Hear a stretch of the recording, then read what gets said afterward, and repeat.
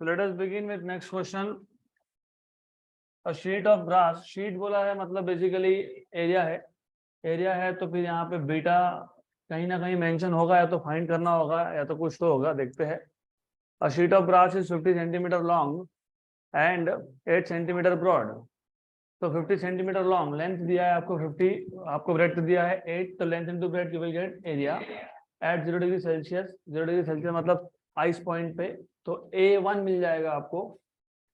If the surface area at 100 degree Celsius मतलब steam point पे is 401.57 centimetre square, find the coefficient of linear expansion of brass. तो आपको पूछा linear expansion, दिया है area. तो हमने लास्ट लेक्चर में, अगर आपको याद होगा, लीनियर एक्सपांशन कोएफिशिएंट और सरफेस एक्सपांशन कोएफिशिएंट मतलब एरियल एक्सपांशन कोएफिशिएंट का रिलेशन डिराइव किया था, याद है क्या? Alpha equal to beta by 2। तो पहले बीटा फाइंड करो, डिवाइड बाय 2 कर लो, मिल जाएगा अल्फा। तो सिंपल क्वेश्चन है, आपको पहले दिया है length L1 at 0 degree Celsius 50 centimetre, आपको दिया है ब्रेड्थ दैट इज 8 सेंटीमीटर। यहाँ से आपको मिल जाएगा A1 that is L1 into B1 that is 50 into 8 centimetre square. तो 50 इंटू 8 400 सेंटीमीटर स्क्वायर। और आपको A2 तो देके ही रखा है, A2 is already given to you, A2 is already given to you 401 point something 57 centimetre square. Good, that's all you have. और आपको पूछा है find the value of alpha. तो फाइंड अल्फा, पहले आप बीटा फाइंड कर लो। एक्सट्रीमली सिंपल, बीटा कैसे फाइंड करते हो? याद है, A2 minus A1 upon A1 into T2 minus T1। ये तो 100 ही आएगा क्योंकि T2 इज 100, T1 इज 0। तो T1 आपको दिया है 0 डिग्री सेल्सियस, T2 आपको दिया है 100 डिग्री सेल्सियस। तो स्ट्रेट फॉरवर्ड क्वेश्चन है, पहले तो बीटा फाइंड कर लो, फॉर्मूला नंबर 1। नंबर 2 आपको चाहिए था alpha, alpha equal to beta by 2। तो let us just put values and solve. तो beta equal to A2 is 401.57 minus 400 upon A1. What is A1? 400 into 100 minus 0. So beta equal to 1.57 divided by 400 और ये 100 तो 10 raised to 4। 400 का 100 और 100 का 100 तो 10 raised to 4, ऊपर जाके 10 raised to -4। तो 1.57 अपॉन 4, 1/4 कितना होता है? 0.25। तो 1/4 कितना है? 0.25। तो 0.25 इंटू 1.57, तो इतना करना पड़ेगा। तो 0.25 मल्टीप्लाइड बाय 1.57 कर लो, या फिर रेसिप्रोकल मिल जाएगा आपको, मल्टीप्लाई बाय 57। चलो ठीक है, कोई फर्क नहीं पड़ता है। This is what we can do into 10 raised to -4। तो कितना आएगा रफली approximately? Table of 4, what is 440 जा? 440 जा 160। व्हाट इज 439 जा? 156। तो that is what I am telling you. 1 जा, और ये पॉइंट हटा दिया, अगर मैं इस पॉइंट को हटा देता हूँ तो साथ में 10 raised to -2 आ जाएगा, 10 raised to -2 आ जाएगा, और ये हो जाएगा 1 जा एंड 39 जा, अप्रोक्सीमेटली 39 जा। तो ठीक है, अप्रोक्सीमेट चलता है। ये ऊपर जाएगा तो 10 raised to -6, तो ये आ जाएगा -6। 10 raised to 4 ऊपर गया तो 10 raised to -4 और -2 -6, तो 39 इंटू 10 raised to -6। गुड, ये आ गया आपके पास बीटा। तो अल्फा कैसे फाइंड करेंगे? Beta by 2। तो 39/2 कितना होता है? 38/2 कितना होता है? 19। तो 39/2 कितना होता है? 19 पॉइंट, हाँ तो 19.5। तो you will get that as 19.5। तो 19.5 इंटू 10⁻⁻6, तो alpha is equal to beta by 2, of course per degree Celsius ही होता है ये, तो beta by 2 that is 19.5 into 10⁻⁻6, मतलब 1.95 into 10⁻⁻5 per degree Celsius. Done, खत्म क्वेश्चन। Next question. तो ऐसा आपको गामा के लिए भी दे सकते हैं, may be they will give you initial volume, final volume, you can find out gamma. So what will be alpha? Gamma by 3. And what will be beta in that case? याद है क्या? 2 beta equal to 3 gamma, ऐसे आता है ना, 2 beta equal to 3 gamma आता है ना, वही तो मैं बोल रहा हूँ ना, कौन क्या आता है पहले तो वो याद होना चाहिए, नहीं याद है तो कोई दिक्कत नहीं है। Alpha equal to beta by 2 याद है, गामा बाई 3 भी याद है, तो 3 beta equal to 2 gamma. Okay, तो beta equal to 2 by 3 gamma. अगला क्वेश्चन, प्रैक्टिस प्रॉब्लम नंबर 1। तो हम लोग ऑलरेडी जो हमारे टॉपिक्स हुए हैं उसके क्वेश्चन पहले सॉल्व कर लेंगे। This is practice problem number 1। A glass flask has volume 1 into 10⁻⁻4 meter cube. It is filled with a liquid at 30 degrees Celsius. If the temperature of the system is raised to 100 degrees Celsius, how much of the liquid will overflow? Coefficient of volume expansion of glass is 1.2 into 10⁻⁵, while that of liquid is 75 into 10⁻⁵. तो हमने already ऐसा question solve किया था overflow का। तो अगर आपको याद होगा कि जब आप फ्लास्क को हीट करते हो तो फ्लास्क भी एक्सपांड होता है और लिक्विड भी एक्सपांड होता है, तो दोनों का आपको एक्सपेंशन देखना है। तो you are suppose to find out change in volume of liquid as well as change in volume of flask, और दोनों क्या करोगे? सबट्रैक्ट। तो जिनको याद नहीं, हमारे पास एक कंटेनर था, कंटेनर में एक लिक्विड है, हमने कंटेनर को जब हीट किया तो कंटेनर का भी एक्सपांशन हुआ और लिक्विड का भी एक्सपांशन हुआ। तो अगर लिक्विड का एक्सपांशन कंटेनर के एक्सपांशन से ज्यादा है तो लिक्विड विल ओवरफ्लो, अगर कंटेनर का एक्सपांशन ज्यादा है तो फिर लिक्विड विल नॉट ओवरफ्लो। तो दैट इज द क्वेश्चन। तो दोनों का एक्सपांशन फाइंड करो और सबट्रैक्ट कर लो। तो हमारे पास गिवन पैरामीटर में क्या क्या दिया है? गिवन में हमको दिया है पहले तो इनिशियल वॉल्यूम, तो आपको V1 दिया है 10⁻⁻4 मीटर क्यूब। उसके बाद आपको इनिशियल टेम्परेचर दिया है 30 डिग्री सेल्सियस। उसके बाद आपको T2 भी दिया है, तो T2 is also given to you. T2 is 100 degree Celsius.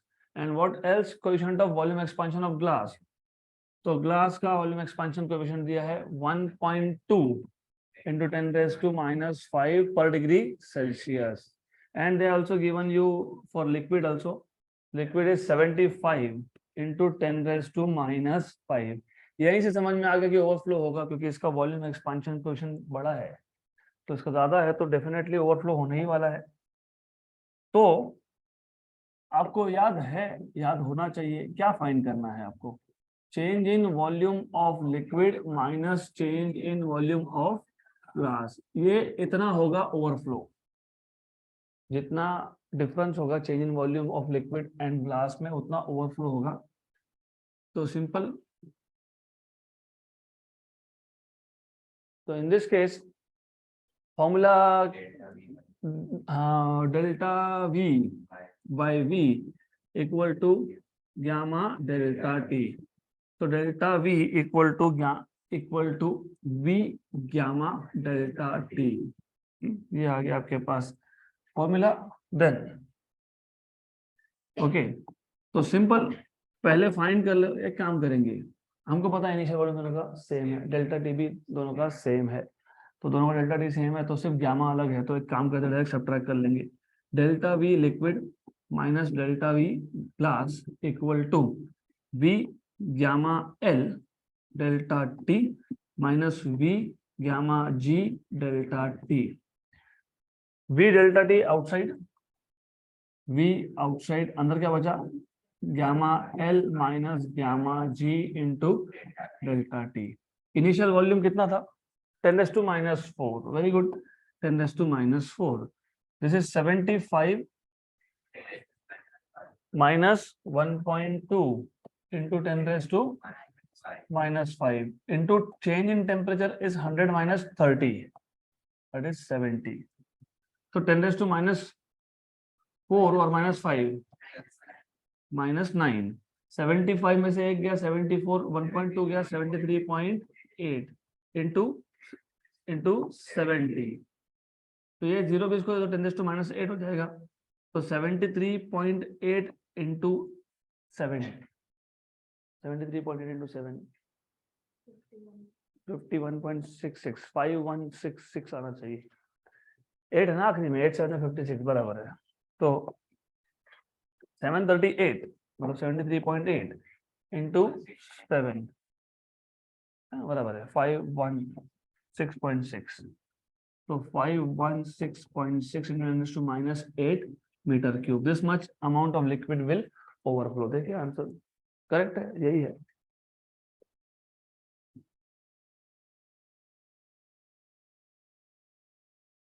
Next question, in olden days, while laying the rails for trains, small gaps used to be left between the rail sections to allow for thermal expansion. Suppose the rails are laid at room temperature 27 degrees Celsius. If maximum temperature in the region is 45 degrees Celsius and the length of each rail section is 10 meter, what should be the gap left given that alpha 1.2 into 10⁻⁻⁵ per Kelvin for the material of the rail section? Good question. तो पहले तो question समझ लो अच्छे से। तो if you have seen, नहीं देखा होगा तो अभी देख लेना कभी मौका मिलेगा तो। जब रेलवे लाइंस, रेलवे का जो ट्रैक बिल्ड करते हैं ना, तो दो रेल्स के बीच में एक छोटा सा गैप छोड़ते हैं, पहले छोड़ते थे, तो there is a small gap. क्यों? क्योंकि बिकॉज फ्रिक्शन से भी हीट जनरेट होगा, और इन अ सिटी लाइक आवर्स, हमारे यहाँ तो 45 तक जाता ही है टेम्परेचर। तो अगर सपोज हमने जब ये रेल ट्रैक बिल्ड किया तब 27 डिग्री सेल्सियस था, और गर्मी में 45 प्लस फ्रिक्शन, फ्रिक्शन भी तो होगा, तो हीट जनरेट होगा, हीट जनरेट होगा तो क्या होगा, एक्सपांड होगा। तो जब एक्सपांड होता है तब ये टच हो जाएगा एक दूसरे को, that is the idea, right. तो अगर हमने पहले से टच करके रखा होता तो फिर बिकॉज ऑफ एक्सपांशन की वजह से, फ्रिक्शन की वजह से शेप चेंज हो गया ट्रैक का, तो track starts coming going out of the line. इसके लिए गैप छोड़ना पड़ता था। टच करके लगाओगे अगर, तो एक्सपांशन जब होगा तो आपस में फ्रिक्शन की वजह से ट्रैक का शेप हो जाएगा चेंज। तो छोटा सा गैप रखते थे। तो ये गैप कितना है वो पूछा है, कितना गैप होना चाहिए? जितना एक्सपांशन होगा, मतलब डेल्टा एल। क्या पूछा है आपको? डेल्टा एल पूछा है। सिंपल सा लॉजिक है, उतना ही गैप रखेंगे जितना एक्सपांशन होगा। तो एक्सपांशन जितना होगा डेल्टा एल होगा, वही फाइंड करना है आपको। Done, simple question. तो एक्सट्रीमली सिंपल क्वेश्चन है ये। तो पहले देखो क्या क्या दिया गया है आपको। आपको सबसे पहले इनिशियल टेम्परेचर दिया है, कितना दिया है? 27 डिग्री सेल्सियस। आपको T2 भी दिया है 45 डिग्री सेल्सियस। फिर आपको इनिशियल लेंथ भी दिया है 10 मीटर। एक रेल का कितना लेंथ है? 10। तो आपको 10 मीटर दिया है। आपको अल्फा की वैल्यू भी दी है 1.2 इंटू 10⁻⁻⁵ पर केल्विन या पर डिग्री सेल्सियस, एक ही बात है। और तुमको फाइंड करना है delta l. Simple, what is the formula for delta l? हाँ, delta l is l alpha delta T. तो delta l equal to l 10 into alpha 1.2 into 10⁻⁻⁵. This is 45 minus 27, 18। तो ये इसको दे दूंगा मैं 12 इंटू 10⁻⁻⁵ इंटू 18, 18 12 216। तो 216 इंटू 10⁻⁻⁵ मीटर। इसको millimetre में लिख लो। मिलीमीटर में लिखोगे तो 10⁻⁻⁵ का -2 इसको दे दोगे, तो 2.16 इंटू 10⁻⁻³ मीटर, मतलब 2.16 मिलीमीटर। तो ये आ गया आपके पास इंक्रीजिंग लेंथ। तो आंसर देखिए यही है, 2.16 millimetre.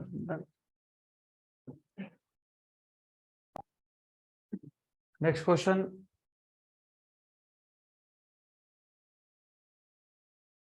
a blacksmith fixes iron ring on the rim of the wooden wheel of a bullock cart.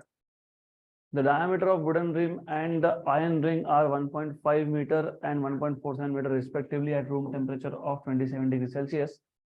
To what temperature the iron ring should be heated so that it can fit the rim of the wheel? Given alpha for iron is 1.2 Newton raised to -5 per Kelvin. Blacksmith मतलब लोहार। तो अगर आपको पता होगा bullock carts, बैलगाड़ी में जो व्हील होता है, व्हील वो वुडन होता है, हमारा गाड़ी का रबर का होता है, वहां पे वुडन होता है। तो लेट अस से this is wooden wheel,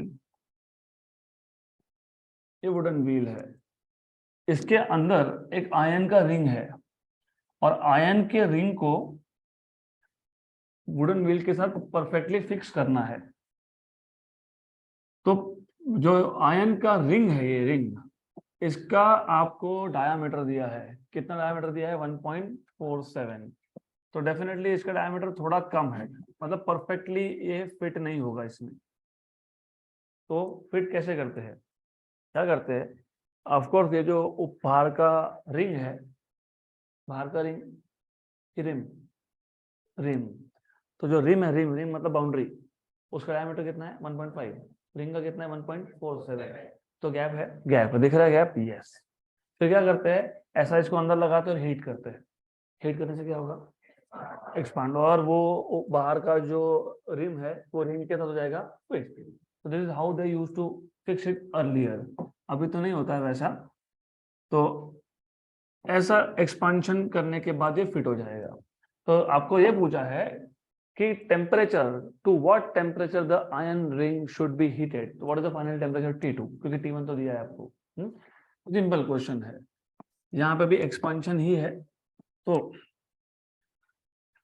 given parameter में आपको क्या क्या दिया है? First of all you have been given diameter of ring, diameter of ring, तो 1.47 और ये 1.5। इनिशियल टेम्परेचर आपको दे दिया है 27 degree Celsius. Alpha for ion दिया है 1.2 into 10⁻⁻5 पर kelvin. That's it. So they are asking you to what temperature, मतलब you're supposed to find out what is the final temperature, T2 find करना है। So what will be your approach of solving this question? Which formula will you use to solve this question? Alpha equals to, हाँ अभी देखो beta की alpha, यहाँ पे भी एक थोड़ा कंफ्यूजन रहेगा, क्योंकि रिंग, और समझ में आना चाहिए, ring is like one dimension, बहुत थिन होता है ना। डिस्क होता तो अलग बात थी, इन्होंने सिर्फ रिंग बोला है, रिंग। रिंग और डिस्क में डिफरेंस पता है आपको? Mass is concentrated only at the circumference.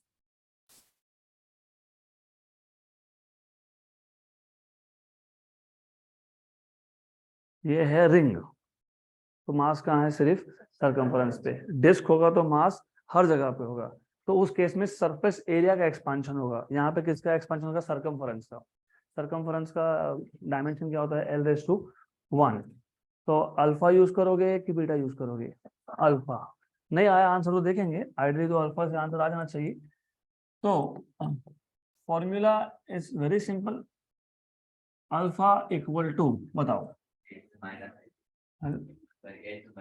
L2 minus L1 upon L1 T2 minus T1। ये L2 मतलब यहाँ पे कौन L2? रिम की रिंग, कौन L2? जो बड़ा है वो बड़ा कौन है? रिम है, 1.5 मतलब रिम है।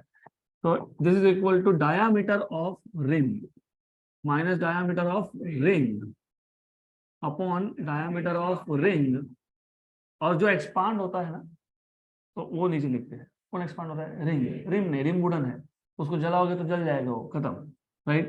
T2 माइनस T1 हमको क्या फाइंड करना है? तो इसको यहाँ शिफ्ट कर दो, तो T2 minus T1 equal to diameter of rim minus diameter of ring upon diameter of ring into alpha, and finally you will get T2. So T2 will be equal to diameter of rim minus ring upon ring into alpha plus T1. So finally you have a formula ready. तो formula बन गया. आप सिर्फ value substitute करो. तो simple T2 equal to diameter of rim 1.5 minus 1.47 upon 1.47 into alpha is 1.2 into 10 raised to minus 5 हो गया, plus 27 degree Celsius. तो डिग्री सेल्सियस में आएगा. This is equal to 0.03 upon 1.47 into 1.2. एक काम करता हूँ ना, मैं इसको 12 इंटू 10 रेज़ टू -6 लिख लेता हूँ, प्लस 27. और ये 0.03 है ना, इसको 3 इंटू 10 रेज़ टू -2 कर देंगे. तो इसको 3 इंटू 10 रेज़ टू -2 कर देंगे. 3 इंटू 10 रेज़ टू -2. तो ये आ जाएगा 1 and 4. Okay, therefore T2 equal to, ये ऊपर जाएगा तो 10 रेज़ टू 4. 1/4 तो तुमको पता ही है 0.25. एक काम करो ना, सिंप्लीफाई कर लो. 1.5 इंटू 4 कर लो, 6 approximately 1/6. What is 1/6? 0. What is 1/3? 0.33. उसका हाफ होता है 1/6. 0.33 का हाफ कितना होता है? 0.16. तो 0.16 के आसपास आएगा. चलो ठीक है, I will just do it on the calculator. 1.47 into 4 कितना आ गया? 5.88. इसका क्या चाहिए? रेसिप्रोकल. तो 1 डिवाइडेड बाय 5.88, 0.1700. ठीक है, 0.1700 into 10 raised to 4 प्लस 27. तो T2 इक्वल टू 1700 प्लस 27, तो 1727 degree Celsius. That is what you should get. बराबर है. सिर्फ इनका थोड़ा एक्यूरेट है, 1727.7, तो सिर्फ 0.7. Done.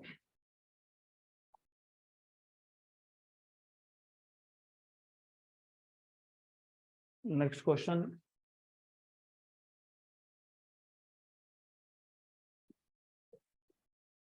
Question number 9. A gas at 900 degrees Celsius is cooled until both its pressure and volume are halved. Calculate its final temperature. तो given में आपको बोला है initial temperature is 900 degree Celsius. मैं एक काम करता हूँ, इसको पहले केल्विन में कन्वर्ट कर लेता हूँ. क्यों? क्योंकि आइडियल गैस इक्वेशन तुम हमेशा केल्विन स्केल में ही लिखते हो.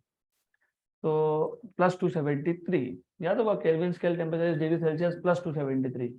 हाँ, तो 1.15 में लिखने नहीं वाला हूँ. I just keep it like this. How much is this? 1173 kelvin. फिर आपको बोला है P2 इज P1/2. बोला है ना? क्या बोला है कि आपने गैस को कितना कूल कर दिया कि प्रेशर हाफ हो गया, वॉल्यूम भी हाफ हो गया. मतलब final pressure is half of initial pressure, final volume is also half of initial volume. Simple. Find out what is final temperature, मतलब फाइंड आउट T2.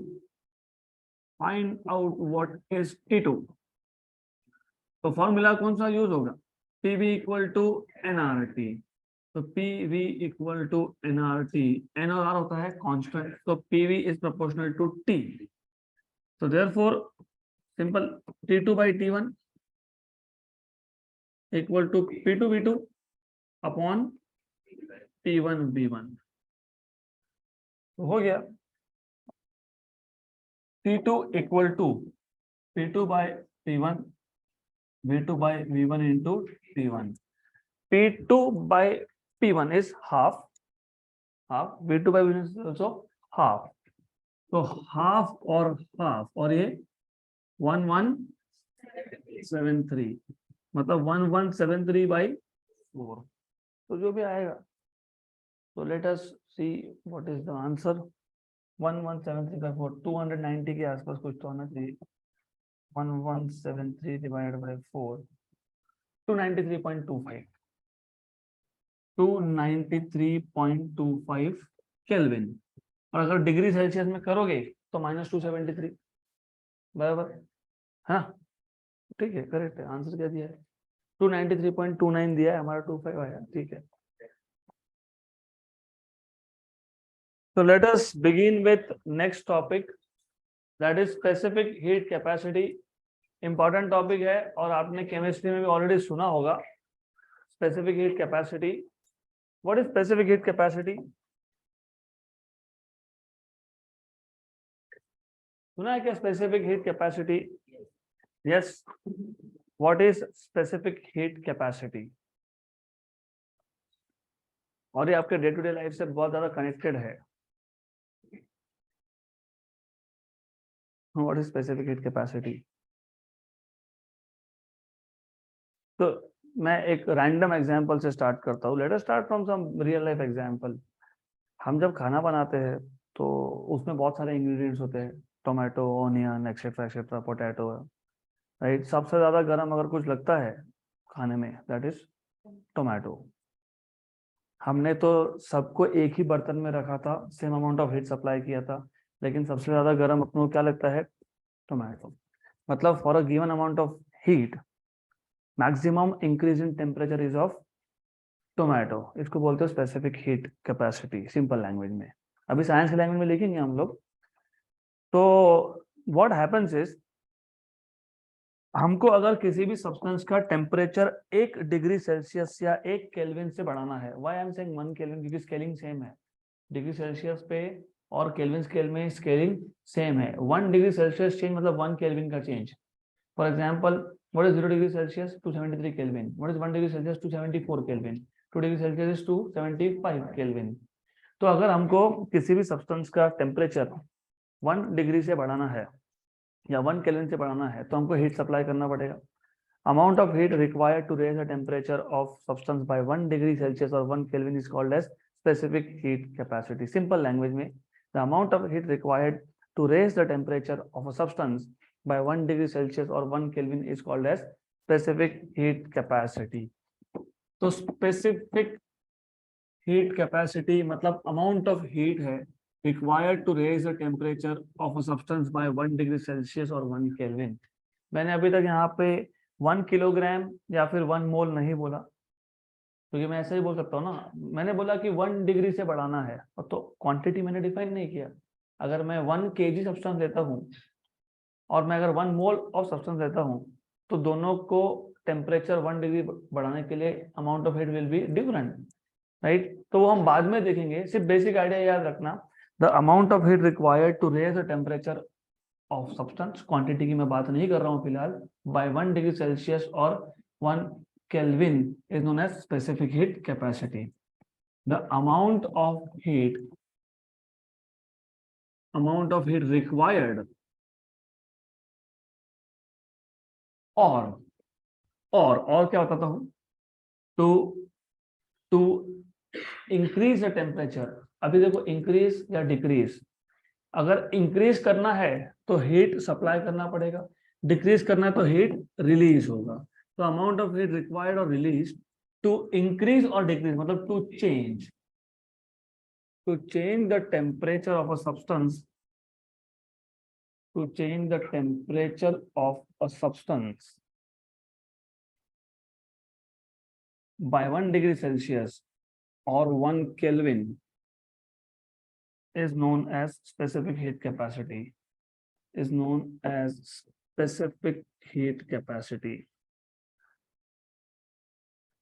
तो ये जनरल डेफिनेशन है. जनरल डेफिनेशन ऐसा ही है. तो अब इसके बाद हम specific heat capacity liquids and solids के लिए अलग से डिफाइन करेंगे और गैस के लिए अलग से करेंगे. There is some simple reason behind why to separately define for gas and for solids and liquids. क्योंकि गैस के केस में अगर आप थोड़ा सा भी हीट सप्लाई करोगे या हीट निकाल लोगे तो वॉल्यूम और प्रेशर दोनों ही चेंज हो जाते हैं.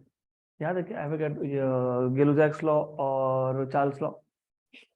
Even if you increase the temperature by slight amount, volume changes and pressure also changes. तो वहां पे हमने थोड़ा सा भी टेम्परेचर चेंज किया तो टेम्परेचर तो बढ़ा ही, साथ में वॉल्यूम और प्रेशर भी चेंज हो गया। तो वहां पे दो टाइप के स्पेसिफिक हीट्स हम लोग डिफाइन करने वाले हैं। एक है specific heat at constant volume, मतलब आपने वॉल्यूम को फिक्स कर दिया, आप टेम्परेचर बढ़ा रहे हो, प्रेशर बढ़ेगा। और एक specific heat capacity eight constant pressure, तुम प्रेशर कांस्टेंट रख रहे हो, टेम्परेचर बढ़ा रहे हो, तो वॉल्यूम भी बढ़ेगा। लेकिन इन case of liquid and solids ऐसा नहीं होता है। लिक्विड एंड सॉलिड्स के केस में आप सिर्फ बोलते हो specific heat capacity, done. Constant pressure constant volume बात ही नहीं होती वहां पे। तो याद रखना, स्पेसिफिक हीट कैपेसिटी ये लिक्विड सॉलिड्स के लिए अलग से डिफाइन होता है और गैस के लिए अलग से होता है। Reason number 1, in case of gas slight increase in temperature is always accompanied by with the change in pressure and volume. Reason number 2, आप नंबर ऑफ मोल्स की बात करते हो गैसेस में, how many moles of gases you have, लेकिन solid में बोलते हो कि मेरे पास 1 मोल ऑफ सॉलिड है। Normally you talk in terms of kilogram, you talk in terms of मेरे पास कितना किलोग्राम ऑफ मास है। तो यहाँ पे आप जब डिफाइन करोगे सॉलिड्स एंड लिक्विड्स के लिए, normally the quantity that you take is unit mass, मतलब 1 किलोग्राम अगर एसआई सिस्टम में हो तो, 1 ग्राम अगर आप सीजीएस सिस्टम में हो तो ये दो बेसिक रीजंस है behind separately defining specific heat capacity for solids and liquids and for gases. तो पहले हम डिफाइन कर लेंगे फॉर सॉलिड एंड लिक्विड्स, यहाँ तो ज्यादा कुछ डिफिकल्ट है नहीं। तो specific heat capacity, specific heat capacity for liquids and solids, for liquids and solids। तो ये आइडिया आया कहां से? ये आइडिया यहां से आया, पैराफिन ऑयल नाम का एक लिक्विड है, उसको अगर मैंने एक given amount of heat supply किया और अगर मैंने वाटर को भी उतना ही हीट सप्लाई कर दिया और दोनों को क्वांटिटी भी सेम लिया, मान लो 1 kilogram of paraffin oil and 1 kilogram of water and I am supplying the same amount of heat, तो पैराफिन ऑयल का जो टेम्परेचर है वो ट्वाइस चेंज होता है। अगर वाटर का 1 डिग्री से चेंज हुआ तो उसका 2 डिग्री होता है, वाटर का 2 से हुआ तो उसका 4 होता है। तो इट इज सीन दैट, तो आइडिया यहां से आया, ये स्पेसिफिक हीट कैपेसिटी का कॉन्सेप्ट यहां से आया। तो it is seen that the rise in temperature, the rise in temperature of paraffin oil is twice compared to water, twice compared to water, important, for the same amount of substance and for the same amount of heat supplied to both of them and for the same amount of heat supplied। तो हमारे पास दोनों ही substance का quantity same था। For example 1 kilogram था paraffin oil, था 1 kilogram water था 1 kilogram, दोनों का इनिशियल टेम्परेचर था सेम, लेटर से 27 डिग्री सेल्सियस, क्योंकि रूम टेम्परेचर होता है 27 degree Celsius.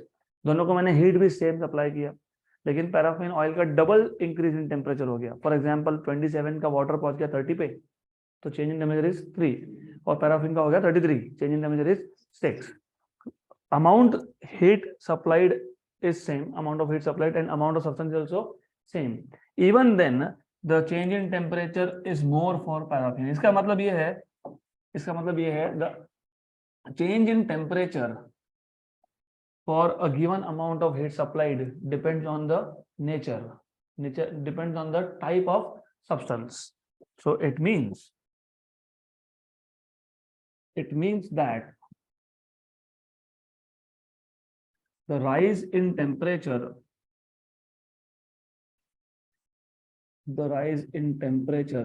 for a given amount of substance या फिर for a given amount of heat supplied भी बोल सकते हो, for a given amount of heat supplied किस पे डिपेंड करेगा?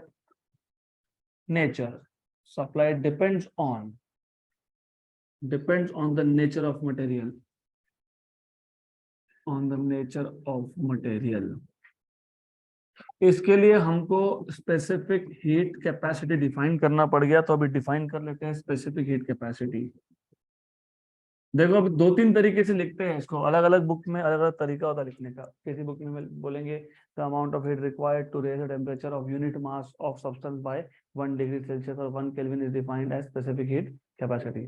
The amount of heat required to raise the temperature of unit mass of substance by 1 degree Celsius और 1 kelvin.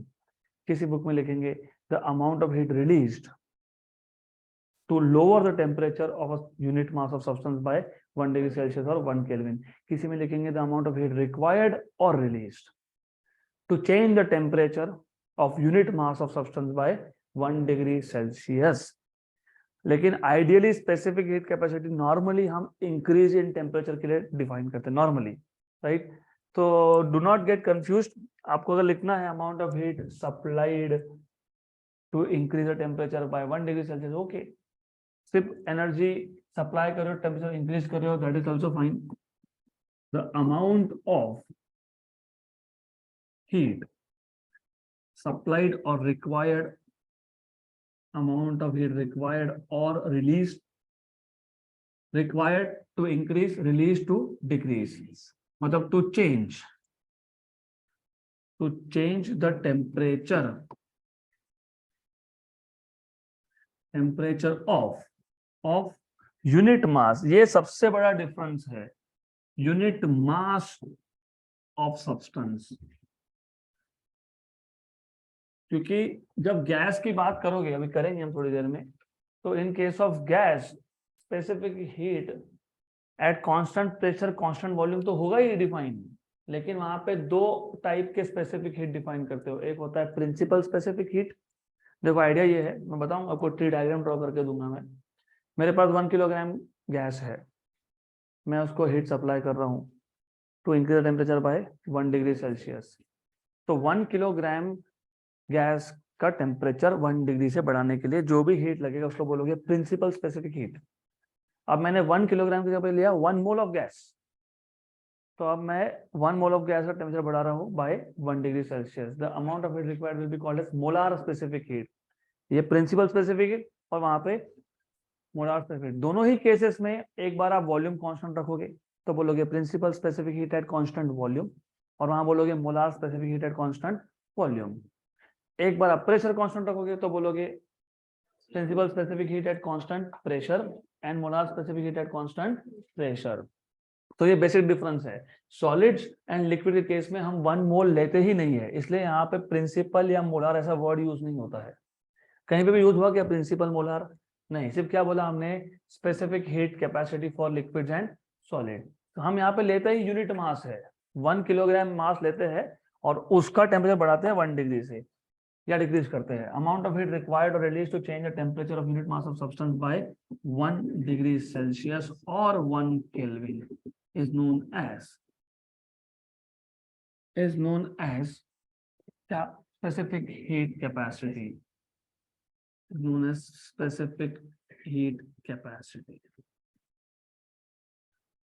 अब जब आप यूनिट मास लेते हो तो स्पेसिफिक हीट को डिनोट करते हो एस से। किससे? एस। जब आप 1 किलोग्राम लोगे तो ऑलवेज एस।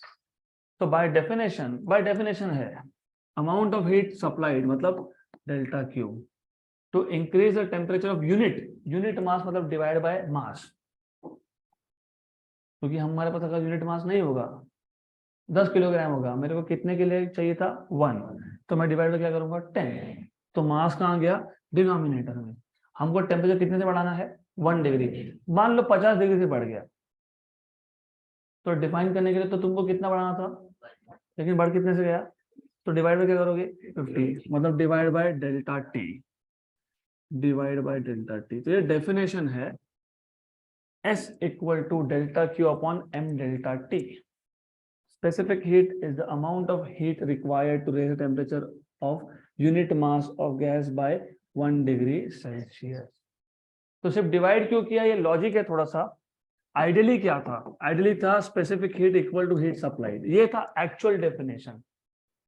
प्रोवाइडेड आपके पास मास 1 किलोग्राम था और इंक्रीज टेम्परेचर भी 1 डिग्री सेल्सियस, बराबर। पर मुझे एक बात बताओ, अभी मैंने बोला कि चलो मुझे वाटर का टेम्परेचर 1 डिग्री से बढ़ाना है, 1 किलोग्राम ही चाहिए, हो ही नहीं सकता ना, कैसे होगा? तुम बर्नर को कितना कंट्रोल करके बैठोगे, नहीं कर सकते ना। What you do is you take some quantity, you increase the temperature, you put a thermometer. आपको करना था 1 डिग्री से इंक्रीज, हो गया 15 डिग्री से इंक्रीज, तो divide by 15, divide by delta T. आपको ना था 1 किलोग्राम, राइट, लेकिन हमने लिया था तो 1 किलोग्राम, बॉइल होके बच गया 500 ग्राम। तो आपको कितने किलोग्राम का चाहिए था? 1, लेकिन आपने कितने के लिए मेजर किया? 500, मतलब डिवाइड बाय मास, हो गया न्यूट्रलाइज। तो S equal to delta Q upon M delta T। अब फॉर गैसेस मैं आपको पहले आज से रफ इंट्रोडक्शन दे दूंगा, फिर कल हम गैसेस का अच्छे से वापस देखेंगे। For gases specific heat capacity, ये डिफाइन होता है दो तरीके से। Number 1 principal specific heat, number 2 molar specific heat. Difference सिर्फ इतना है कि प्रिंसिपल स्पेसिफिक हीट में क्वांटिटी ऑफ सब्सटेंस मतलब quantity of gas is 1 kilogram और मोलार में 1 मोल। तो प्रिंसिपल स्पेसिफिक हीट और मोलार स्पेसिफिक हीट डिफाइन कैसे करोगे? The amount of heat required or released to change the temperature of unit mass of gas by 1 degree Celsius or 1 Kelvin is known as principal specific heat. The amount of heat required to raise or amount of heat required or released to change the temperature of 1 mole of gas by 1 degree Celsius or 1 Kelvin is known as molar specific heat. और जिनको ये concept नहीं समझ में आया, 12वीं का thermodynamics गया आपका, क्योंकि वहां पे मोल और मास उस पर सारा खेल है, गए तो उधर भी गए, काइनेटिक थ्योरी और thermodynamics, 2 most important chapters for state board, CET, JEE and NEET. छोटा सा गड़बड़ किया कि गए काम से। देन इसमें दोनों में दो दो केसेस है। दोनों में आप क्या करते हो, एक बार वॉल्यूम को रखते हो कांस्टेंट, एक बार प्रेशर को रखते हो कांस्टेंट। और वॉल्यूम को कांस्टेंट रखने का मतलब भी समझ में आना चाहिए। वॉल्यूम को कांस्टेंट रखने का मतलब ये होता है कि आपके पास जो चेम्बर था, सिलेंडर था, बॉक्स था जिसमें गैस को पैक करके रखा है, उसके ऊपर कोई मूवेबल पार्ट नहीं है, all the walls are fixed, right. तो कांस्टेंट वॉल्यूम हो गया। कांस्टेंट प्रेशर अगर बोल रहे हो तो मतलब तुम वॉल्यूम चेंज कर सकते हो। वॉल्यूम चेंज कर सकते हो मतलब उस सिलेंडर के ऊपर कम से कम एक मूवेबल पिस्टन चाहिए। तो दैट इज द आइडिया। तो यहाँ पे दोनों में अब डिफाइन करना और भी इजी है। The amount of heat required और released to change the temperature of unit mass of gas by 1 degree Celsius or 1 Kelvin at constant volume is called as principal specific heat at constant volume.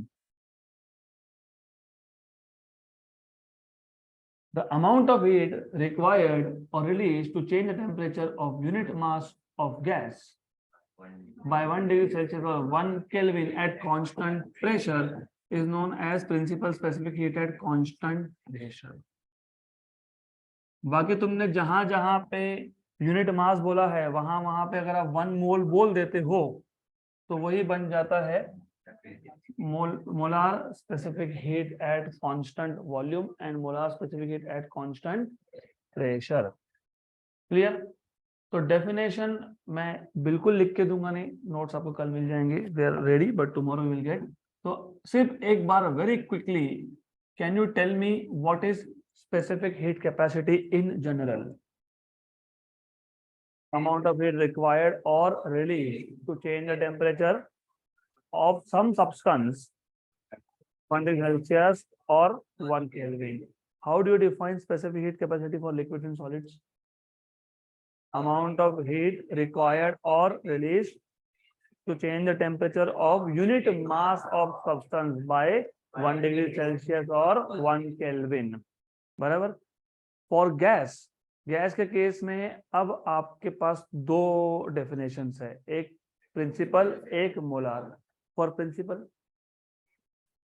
Amount of heat required और release to change the temperature of unit mass of substance by 1 degree Celsius और 1 kelvin. अगर volume constant रहा तो at constant volume, pressure constant रहा तो at constant pressure. for molar specific heat is required or released to change the temperature by 1 degree Celsius or 1 Kelvin of 1 mole of a gas. यहाँ पे substance बोलना ही नहीं, ये gas है, वो भी गैस है, प्रिंसिपल में भी यहाँ पे भी गैस है. कांस्टेंट वॉल्यूम रहा तो molar specific heat at constant volume, pressure constant रहा तो at constant pressure. One last thing, ये 12th का कॉन्सेप्ट मैं अभी बता रहा हूँ क्योंकि 12th में लगेगा. तो आपने कांस्टेंट प्रेशर पे डिफाइन किया और आपने कांस्टेंट वॉल्यूम पे डिफाइन किया. तो मुझे बताओ कि कांस्टेंट प्रेशर का स्पेसिफिक हीट ज्यादा है कि कांस्टेंट वॉल्यूम का ज्यादा है? क्योंकि एक मायर्स रिलेशन नाम की चीज आएगी, तुमने शायद केमिस्ट्री में सीखा भी होगा. Cp minus Cv equal to R, Sp minus Sv equal to R by J. नहीं सीखा? चलो कोई बात नहीं. हमारे पास इमेजिन 2 कंटेनर है. एक कंटेनर का वॉल्यूम कांस्टेंट है, इसमें जितना अमाउंट ऑफ गैस है उतना ही अमाउंट ऑफ गैस दूसरे कंटेनर में भी है, सिर्फ यहाँ पे वॉल्यूम कांस्टेंट नहीं है. तो जहां वॉल्यूम कांस्टेंट नहीं है यहाँ पे मूवेबल पिस्टन है, पिस्टन मूव होगा. जहां पे वॉल्यूम कांस्टेंट नहीं है तो वहां पे डिफाइन होगा कांस्टेंट प्रेशर, और जहां पे वॉल्यूम कांस्टेंट है वहां कांस्टेंट वॉल्यूम. मेरे पास दोनों ही कंटेनर में अमाउंट ऑफ गैस भी सेम है. तो I have the same amount of gas, 1 मोल या 1 kg जो भी होगा वो सेम है. मुझे दोनों का ही टेम्परेचर 1 डिग्री सेल्सियस से बढ़ाना है. तो मुझे बताओ कि दोनों केसेस में ज्यादा हीट कहाँ लगने वाला है? जो भी आप बोलोगे मुझे विथ रीजन चाहिए. आप बोलोगे कांस्टेंट वॉल्यूम, तो I ask you why. If is a constant eight constant pressure, I ask you why. देखो थोड़ा सा लॉजिकली सोचो. पहले केस में जहां वॉल्यूम कांस्टेंट था, जो भी तुमने हीट सप्लाई किया उसने एक ही काम किया, क्या? टेम्परेचर बढ़ाना, बाकी तो कुछ कर ही नहीं सकता. दूसरे केस में जो तुमने हीट सप्लाई किया ना, उसने 2 काम कर दिए. एक तो टेम्परेचर बढ़ाया और एक्सपांशन किया, तो डेफिनेटली यहाँ ज्यादा हीट लगेगा. तो increase the temperature by 1 degree Celsius, more amount of heat will be required at constant pressure than at constant volume. तो who is greater at Cp is greater than Cv. मतलब specific heat at constant pressure is always greater than specific heat at constant volume. अभी याद रखना क्योंकि exam में ऐसे question आएंगे. छोटे छोटे कॉन्सेप्ट्स है which will help you to score well. तो बाकी का अभी देखते हैं कल.